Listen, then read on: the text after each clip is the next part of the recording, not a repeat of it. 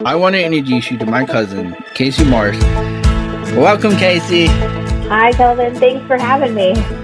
Kaci, why don't you kind of tell us where in your life was the first situation you realized, why is this happening to me? A little bit of history on me. I grew up in the church. My parents were even pastors in the church. I've always had a relationship with the Lord. I've always believed in Him, but it didn't really start to get real for me until my early adulthood. So after college, I got married right away, and life as I knew it was good. Little challenges here and there.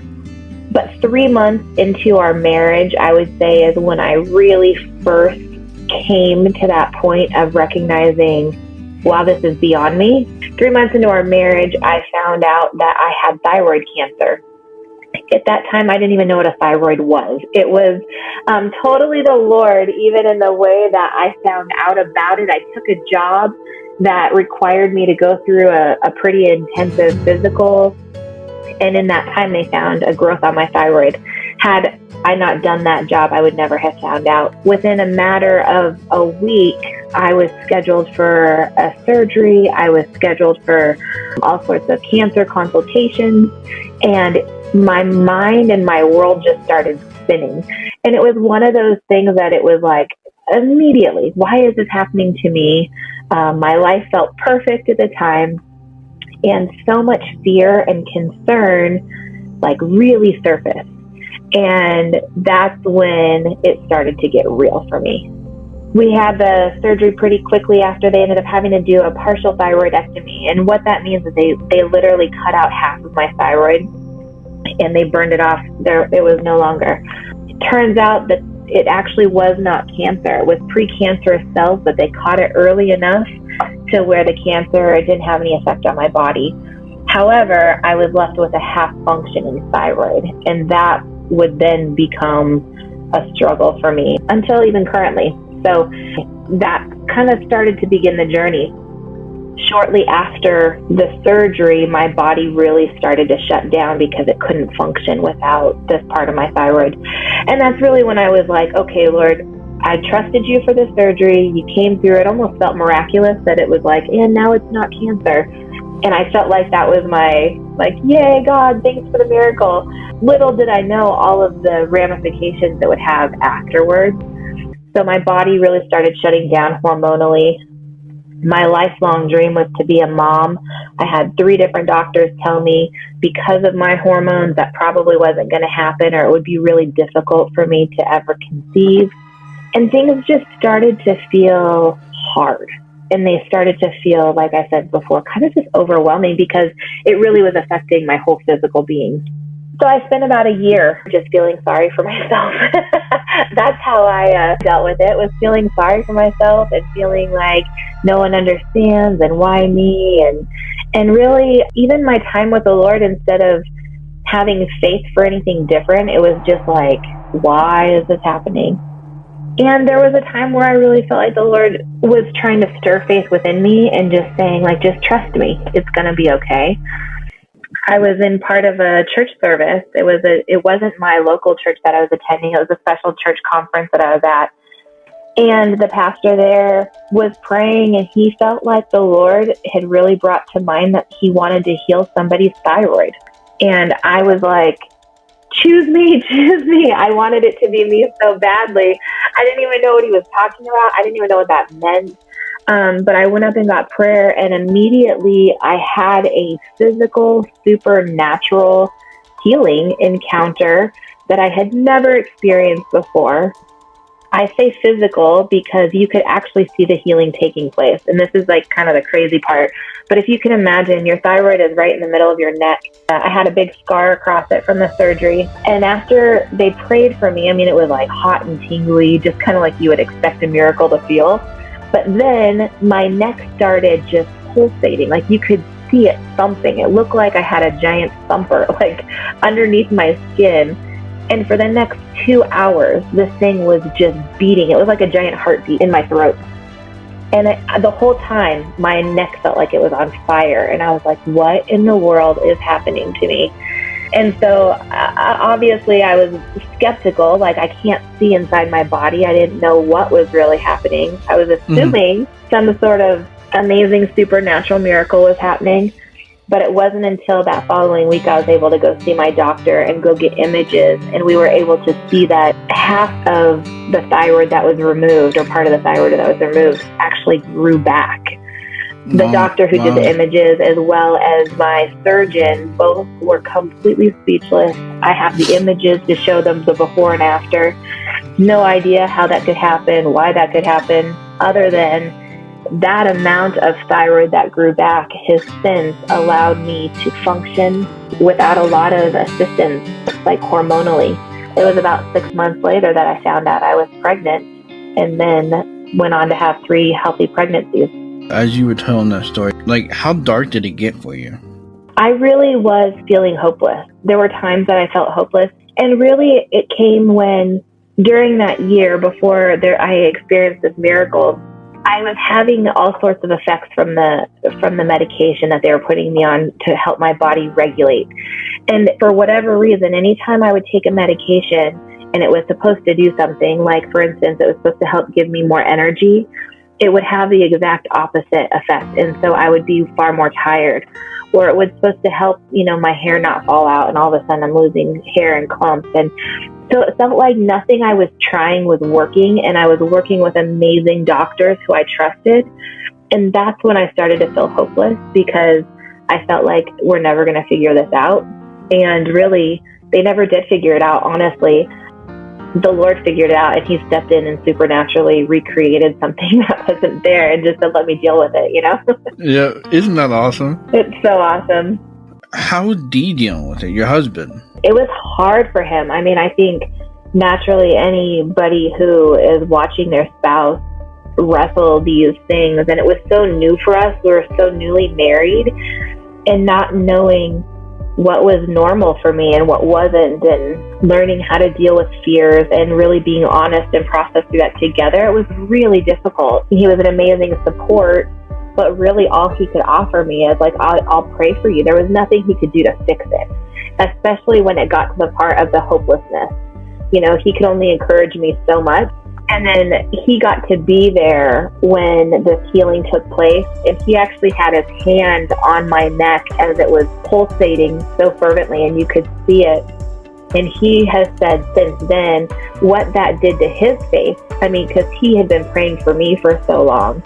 And it was this moment that it was like, it sounds crazy even now to talk about it, that, the God of the universe would take time to like heal and like grow back a quarter of my thyroid. But what it did to his faith and what it did to my faith, not even just what it did to me physically, but knowing that all of those times of crying out and all of those times of just feeling so hopeless, that he really was there with us the whole time and heard it all. I mean, that was 100% life-changing. That was completely marked who we were and who we knew the Lord to be in that moment. So even now, physically, I mean, that was almost 20 years ago for me. And I still wrestle with physical things and hormonal imbalances and all of these things that resulted from my thyroid. I do know it's much better than it would have been had that part not grown back. But what it does is it shifts that pain. It takes the pain and the frustration, and it really allows me to trust the Lord. Like, I know he has me. You can't have an encounter like I did and then walk away and say it wasn't true. I couldn't deny it. I have the pictures to prove it. And so I know, and some people have said, well, do you feel like he's let you down because that hasn't changed now? And it really, it's not that. It really is, no, like, even though it's hard, he gives me enough strength, and he gives me just what I need to get through my day. And he sustains me physically how I need to be sustained. And I am confident he knows me better than I know myself. But this is not where the journey for Kaci stops. We have healing, and you have your firstborn. What is he now? 14 years old? No, 15. No, 16. He's 16. Yep, 16 years old. That was your firstborn after you had the healing. I got pregnant with him shortly after. So you had your firstborn, and then you get pregnant a second time. So, Kaci, share that story with us. 5 years later, I got pregnant with my second son. It was a very normal pregnancy in the beginning, and we were so excited. Our firstborn was about 2.5 years old, and we were going to be adding probably our last one to the family, and we couldn't be more thrilled. The first trimester went by, and part of the second trimester went by, and right at the halfway point, we went in to have our, what we thought was just kind of a gender reveal ultrasound to see if the baby was a boy or girl. And we knew that they were going to be checking all sorts of stuff too, but that was our primary focus. We even took our firstborn with us. So we're sitting there in the doctor's office with our 2.5-year-old, and we're so excited. You know, everybody's got a vote whether it's going to be a boy or girl. Well, within really moments of the doctor beginning the ultrasound to look to find the gender and to look for all the different developmental things, immediately it felt like the air was sucked out of the room. It was like we knew something wasn't right just by what we could sense. I mean, it was just like it got quiet, and the doctor doing the ultrasound said, "I'll be right back. I'm going to go get a specialist, and we need to talk to you." So that day they came in and told us that it was very evident based off of the ultrasound that our second-born had a condition called anencephaly. Anencephaly is a neural tube deficiency where the neural tube doesn't completely form, and it causes the top of the head not to form, as well as no brain development. Immediately, the doctor walked us through. I mean, honestly, the doctor said a lot of things, and I couldn't even hear what he was saying. It was such a whirlwind. Immediately, I heard words like 0% chance of survival. I heard words like abortion. I heard words like you may die. And that was all I heard. And I remember just not being able to wrap my mind around the severity of what they were talking about. And the doctor had to he put the image really big on a screen and said, "I need you to see what I'm talking about." And he circled where his head was in the ultrasound and said, "This part is missing. He will not survive. And so on your way out, please take a pamphlet and schedule the best time for you to abort your baby so that we can try to save you in the process." That's all I got. I have my 2-year-old next to me who's excited. He's wondering, is it a boy or is it a girl? I have my husband who is looking at me, trying to be strong for me, and I just wept. We were given no other option than to abort. They told us that was the best thing for us because of the potential problems it could cause to my body. But that he said we'd have to set that up with our primary doctor. So I took all of that to our primary doctor a few days later. But in that moment, literally my world got flipped upside down. I had to go home and process and figure out what he was saying. Of course, I immediately thought, oh, he's wrong. You know, God can do these miracles. They probably saw it wrong. We need a second opinion. Told me this definite bad news, but maybe he's wrong. It was this tension of trying to stay hopeful. No, the Lord's just going to work this out because that's what he does for people who love him, right? Like he makes it okay. And after the weekend was over and I met with my other doctor, he did confirm the same thing. It really was a fatal birth defect. There was no chance for survival. There had been a couple cases where babies had lived for a couple hours, but because there's no brain development, as soon as the umbilical cord is cut, they can't survive on their own. So as long as they're attached to me, they can function, but not on their own. And that's, I think, when the real devastation kicked in because I knew there wasn't going to be another option. So fortunately, our doctor was a believer and he was a Christian and gave me other options than just aborting our baby. I had already had 20 weeks with this little boy in my belly. At this point, he had already been kicking. I had already bonded with him maternally. There was no way I was going to give up a single day with this boy if I didn't have to. Even knowing that I wouldn't be able to have him forever, the idea of ending my pregnancy early was just not an option for me at all. So my doctor was great, and he was willing to monitor us throughout the pregnancy to make sure I stayed safe and healthy, which I had no issues, allowed us to deliver the baby at full term, and gave us that gift of having a full term pregnancy. I would like to kind of, like, when did you have peace? Like, where did the peace come from? Well, I love that. I will say that peace was fought for. And I don't even know if that makes a whole lot of sense to people who haven't had to fight for peace. So we chose right away to carry through with the pregnancy, but it didn't make it easy, and it didn't make it peaceful. June 1st was the day that we got our diagnosis with him. On June 2nd, I woke up and felt like I was reliving the worst nightmare of my life, because immediately I could still feel I was pregnant, but had to come to terms with, like, what just happened? What did the doctor say? Is that really going to happen? And I found myself immediately just not wanting to get out of bed. I didn't know how to deal with it. It felt so big and so painful and so overwhelming. And I will never forget my husband walking around the bed and coming over to my side of the bed, and he just put his hand out and helped me out of bed. And he said, "Let me help you make the bed." And he made the bed for me as I stood there just sobbing, because I didn't want to get out of bed. I wanted to just hurt, and I wanted to just disappear. I wanted it to go away. And every single day for the next 4 months, he got me out of bed and made the bed for me. And that was my way of starting my day, of saying, I'm going to do this. I had a 2-year-old at home who I still had to care for. I had motivation to keep going, but the pain was so deep that it was really hard to feel any sort of peace. And especially because I was just spinning. Going back to this amazing story of the Lord healing my thyroid 5 years before, I immediately jumped to, well, okay, God, you did it once. Do it for me again. And I have to tell you that I landed there. That was where I found my peace. I knew that the Lord had healed me once.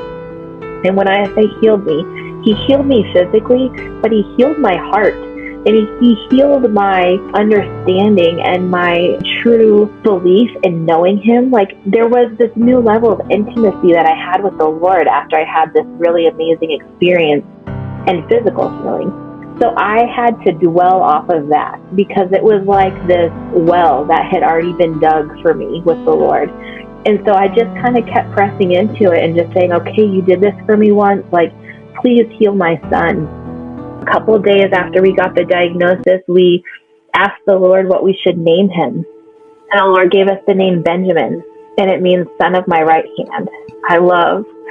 It wasn't a name on our list. It wasn't anything like that. We really felt like the Lord gave us that name. And from that day forward, I could really start praying for Benjamin and praying that the Lord would bless him and heal him. And I had this faith that the Lord was going to do what the Lord was going to do. I had such a faith in him.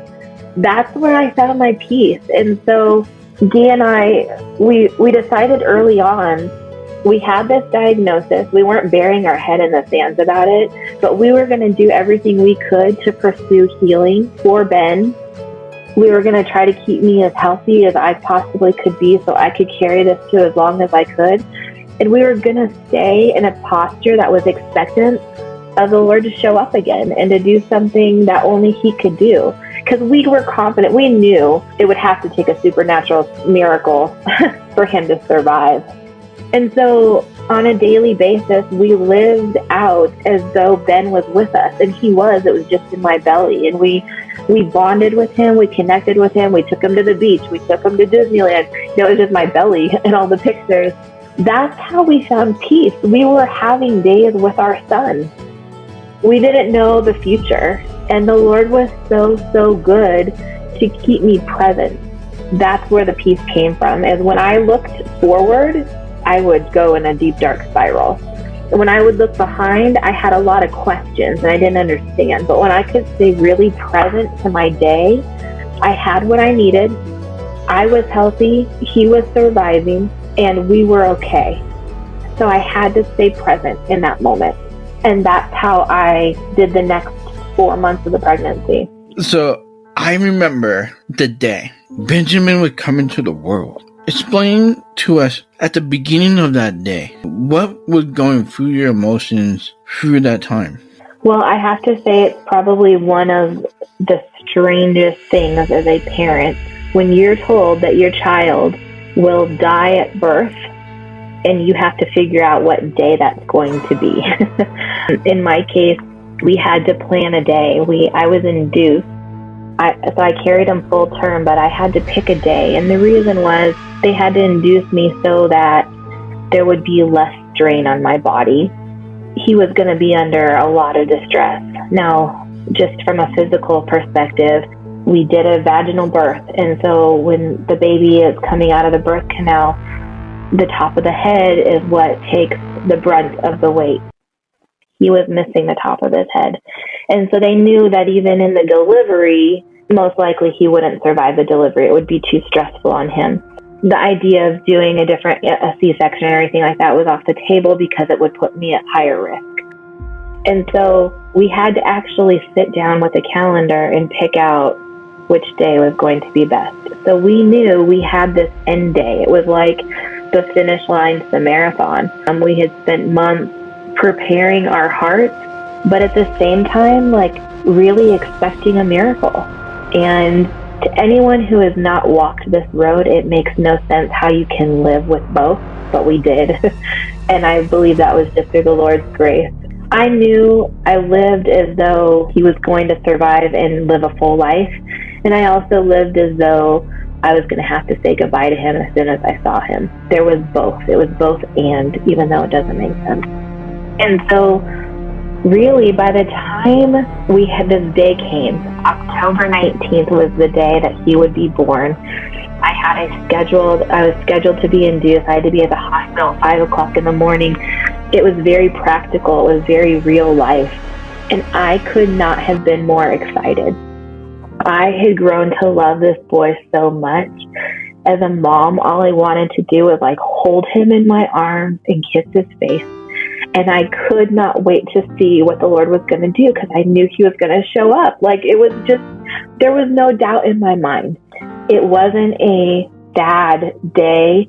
There were a lot of emotions that led up into this. We were very, very in tune with the reality of what was going on. But in that moment, we got to meet our boy and we couldn't be more excited. So even going to the hospital, it was like Christmas morning. Like it was awesome. And so October 19th came around and we knew that that was going to be the day we got to meet him. And it turned out to be completely different than I expected. All that I knew it would be and more all together wrapped up. When it was time to like, okay, my body is ready to go, it's time to push. Going back, we had this amazing doctor, this believer, who not only did he care for us well, but he really cared for our son well too. Like he did everything he could to prepare. We had a woman who was a professional photographer who had delivered a baby 3 days before me. And she offered to be in the hospital room with us to take pictures. The hospital was so kind that they gave her the room next to me so that she could go in and nurse her baby and come back and take pictures. We got to have all of our family in there. We were all ready to go because we knew we got to meet this boy that we had all been praying for. But we knew the reality that he wouldn't survive after the umbilical cord was cut. And so in that moment, when it was like, okay, it's time, you see it in TV or like on the movies where it's like, okay, time to push and everybody freaks out. For us, it was just this beautiful, quiet moment. And we had worship music going. And the song that was playing was It Is Well With My Soul. It was a newer version. And it was playing as I was literally pushing him out of my body. And it only took a couple pushes. It was a really, really quick delivery. And there was such a hush in that delivery room. I bet we had 15 people in there. It was so quiet. And we were all there. The anticipation of what was going to be. My mom heart just wanted to hold my boy, but the practical side of me wanted to see that he had grown a skull supernaturally and that his brain was fully formed. And immediately when the doctor put him on my chest, I could see that was not the case.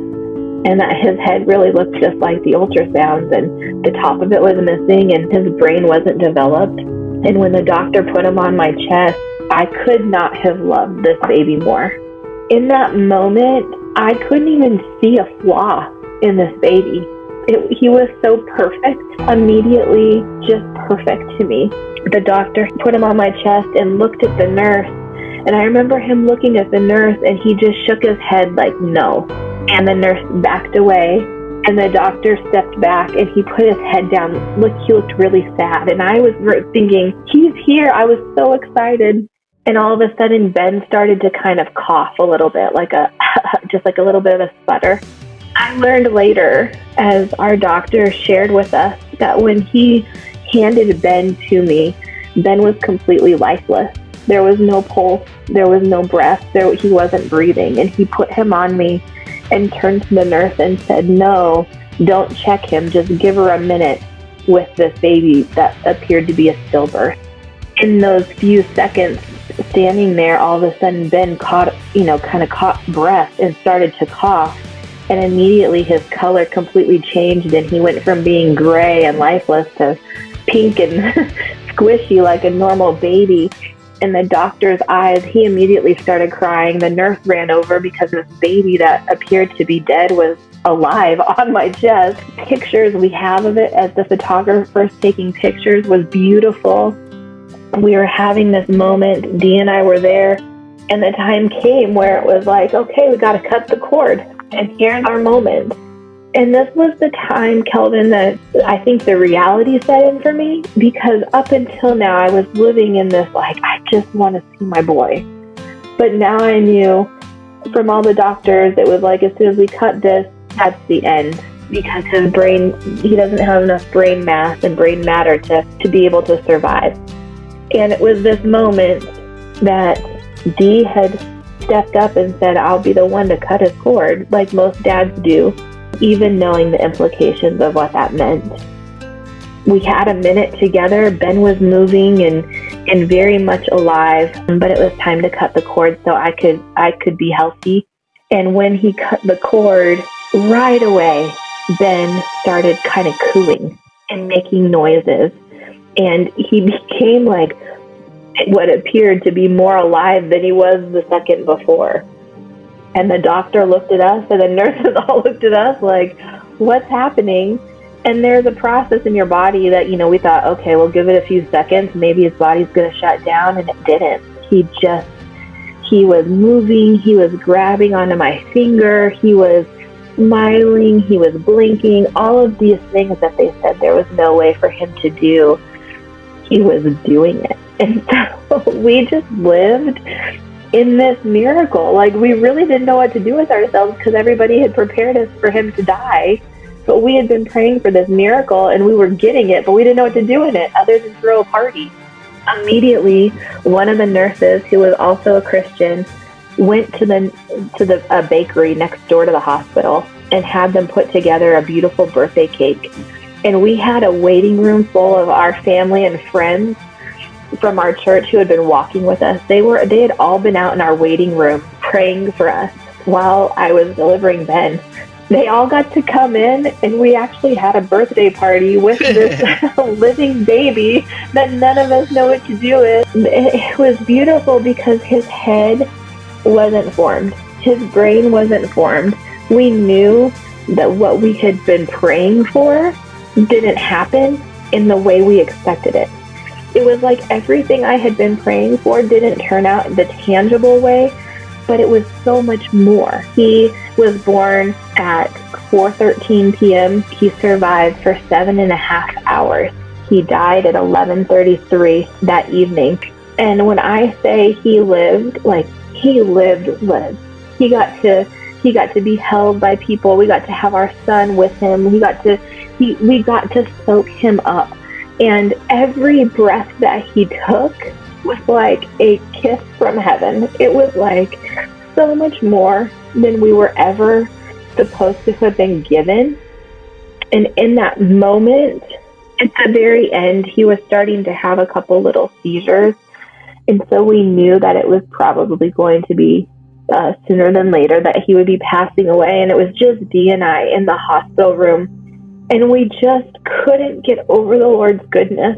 It was like looking at the Lord. I don't know how else to explain his face. Even physically, it looked broken and it looked imperfect. There was nothing imperfect about this boy. In that moment that he took his last breath, the spirit in the room was so sick. And I remember just looking at Dee, and we're just sitting there holding him, and we both knew. We didn't have to say anything. We both knew he was gone. And there was such a peace. It was like that peace you asked about earlier. The peace that I hadn't had without having to fight for.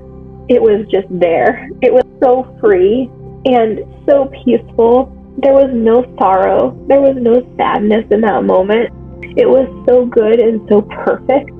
And we just sat in it. And still to this day, I will say, I do not have the words to explain the encounter I had with the Lord in that moment. It's something that Dee and I share, and we, even the two of us, can't put words together, but we both experienced it. Now, not long after, the reality kicked in of our son passed away, and having to give him to the hospital, having to leave the hospital empty-handed and going home with no baby in the car. Like there were definite realities that came after.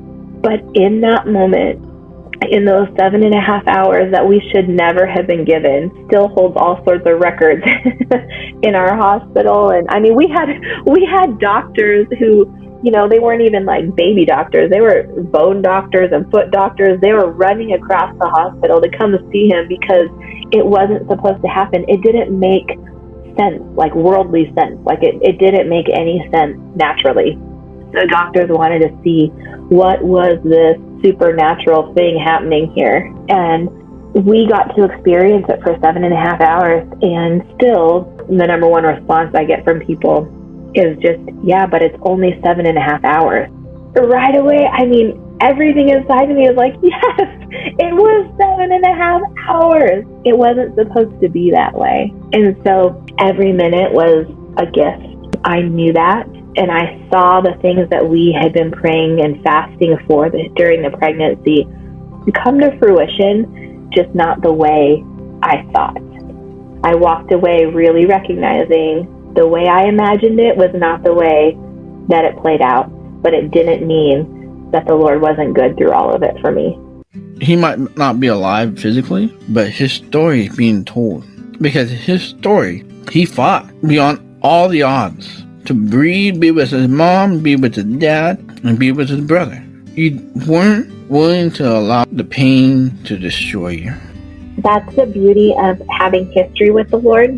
And so there are some people, like I said, I grew up knowing about Jesus and having like what I would say a relationship with God. And it wasn't until he became real to me that I really understood the peace that the Holy Spirit offered me and the comfort. These things that it says in scripture that he is, I didn't get to experience that because I didn't know him in that way, and I didn't need him in that way. I've had the privilege of like being part of different groups where with moms who have lost children and different like for grieving moms, and it is so unique because it's a club. I always say it's a club that I never wish anyone would have to join, losing a child. But once you've lost a child, you have this encounter and this trust as a believer, this connection. Like, the Lord in a way you wouldn't have had to know him otherwise. It's like for you, Kelvin, like you have to trust him in things that I never do because I have my sight and my hearing. It's a poor person who has to trust him for like their daily needs. I don't have to experience that. But because I had a deficiency, I had something that I needed that no one else could fix but the Lord, and no one else could satisfy. I got the privilege of knowing him in that way. He truly was my comforter. He was my healer. He was my peace because I needed him to be. And he never let me down. He 100% showed up for me. It didn't change the outcome finally, but it changed everything about me and my relationship with him. Because our doctor was a Christian, he does a lot of overseas work, and he also is very well known here in the Phoenix area. And he has a voice in a lot of political things as well because of his stout as a physician here. He has been asked to come to several panels with Planned Parenthood. He's a big advocate for basically taking care of babies, even if you know they are not going to pass. It's called prenatal hospice. And so he has actually shared Ben's story around the world. I was trying to figure out how many countries, and I can't even figure it out. It's been so many. Even as recent as last year, our doctor stood up in a Senate hearing here in Arizona where they were trying to pass a bill in regards to abortion and the prenatal aspect of it. Basically, if you know a baby is not going to survive, trying to really encourage them to end the pregnancy. And he stood up and shared Ben's story. Unbeknownst to me, he'll tell me after he does it. He shared his story, and the panel, we got to watch it live, and the panel, there was a lady who was just crying. And even as recent as last year, his story is being used. That bill was overturned here in Arizona. And the way that the people put it, even in the article that what came out about it later, was like that story that doctor told was like the 1-2 punch, like Ben's life and his story has gone beyond even what we would ever want for our son, his legacy, but also because we did push through, because we chose to have him, because Ben fought to live, because we fought for him to live. There have been so many beautiful things that have come from his life. So many people who have come to know the Lord because of what they saw Ben's life do and how that played out in us and how that played out in other people. And it's been a testimony that the Lord has used to affect so many different people. And I just wanted to brag on my boy a little bit. So after Ben passes, we have the memorial, life is starting to happen again. So what happened? 2 months after Ben was born, we got pregnant with our third. And even that decision was such a healing process for us. We were going through a lot of counseling. We had a lot of the time with the Lord, and we really felt like we wanted to move forward with that, not as a way to replace him, but really as a way to honor our family. And so we got pregnant just a couple months later. So just a little over a year after I had Ben, we had our third son, Eli. And Ben has always been a part of our family. We recently just did like family pictures, and my boys are older now, but we still take something of Ben's with us to like a family picture, a way to represent him. Because I think as a mom, that's the hardest part. Knowing when people look at our family, it's like, oh wow, such a great family. But I feel like there's somebody missing. And I feel like there's this constant cutout that needs to be carried around with us because people don't know our full family. And so we have chosen as a family to really honor Ben. Ben's talked about all the time. We just celebrated his 14th birthday. I throw a party. I get all the kids gifts that I, would have loved to get him. And we honor him and we celebrate him. And really we spend time honoring the Lord and what the Lord gave to us through Ben. Because we know, I will say right after Ben was born, it was dark. Those days were dark for me. And the Lord was faithful to comfort me and to bring me peace. But there were days, I remember reading a book, it's called Heaven. And I had to put the book down because I thought, I want to go there way too bad right now. I had a boy waiting for me there. I felt my heart starting to get a little discontent about being here. And so I was like, I'm going to need to shelf that book for a little bit. And I really started to kind of go through this process of learning what life was like without Ben. And that was hard. And that's something that even 14 years later, I still grieve. I mean, the grief looks different. The fall time, the season of fall is difficult for me every year, sometimes more so than others. And I just have learned to be present with what I'm feeling and to be okay with that and to honor who the Lord is, regardless of what I can see, because I know it's bigger. I know I get to go and live eternity with my son.